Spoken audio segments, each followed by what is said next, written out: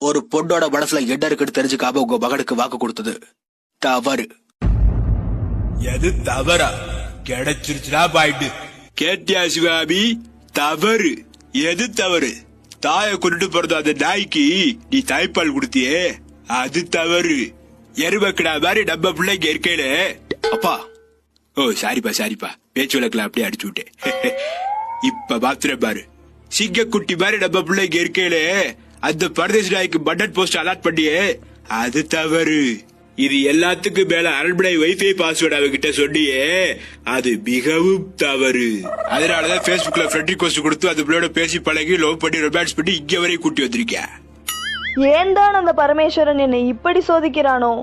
ஆனா பரமேஸ்வரோட நம்மள சோதிக்கலடி, இந்த பரதேசி தான் அந்த குந்தாடி எழுதிட்டு வந்து நம்மள சோதிக்கிறேன். எப்படிடா பாடு? சூப்பர்பா. கடைசியாக கேட்கிறேன் தேவசேனா, என் மகனை திருமணம் செய்து கொள்ள முடியுமா முடியாதா? ஆனால் நான் காதலித்தது திருமணம் செய்து கொள்ள நினைப்பதெல்லாம். அதெல்லாம் பேசிட்டு இருக்காத. என் பையனை கல்யாணம் பண்ணிக்க முடியுமா முடியாதா அத சொல்லு. முடியாது. என்னடா நடக்குது இங்க? பொறுமையா இருங்கப்பா.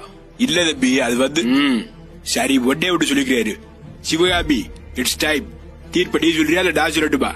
எவ்வளவு பெரிய ரோல் விட கொடுத்துருக்காங்க, நீ படுக்கு பண்டு மாதிரி உட்காந்துக்கிட்டு இருக்க.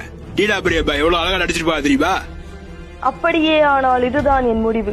பாகுபலி பக்கத்துல தானே நிக்கிற, எதுக்கு இப்படி கத்துறா? காதெல்லாம் கொய்க்குது. உனக்கு 2 வாய்ப்புகள் இருக்கின்றன.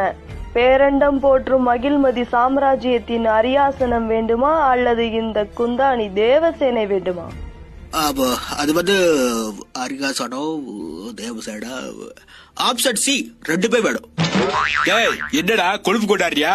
ஆப்ஷன் சியே கிடையாது, 2 ஆப்ஷன் தான். ஒன்னு அரியாசனா, இன்னொரு தேவசேனா. 2ல ஏதாச்சும் செலக்ட் பண்ணு. சும்மா வெறி ஏத்திக்கிட்டு இருக்காம. அப்படின்னா எனக்கு வந்து ஐயோ பதவிதான் வேணும். ஆனா இவ்வளவு வேற கூட்டம் தொலைச்சிட்டே. இப்ப மக்கள் மனசுல இடம் பிடிக்கணும்னா நமக்கு ஒரே ஒரு வழிதான் இருக்கு. எனக்கு தேவசேனா தான் வேணும்.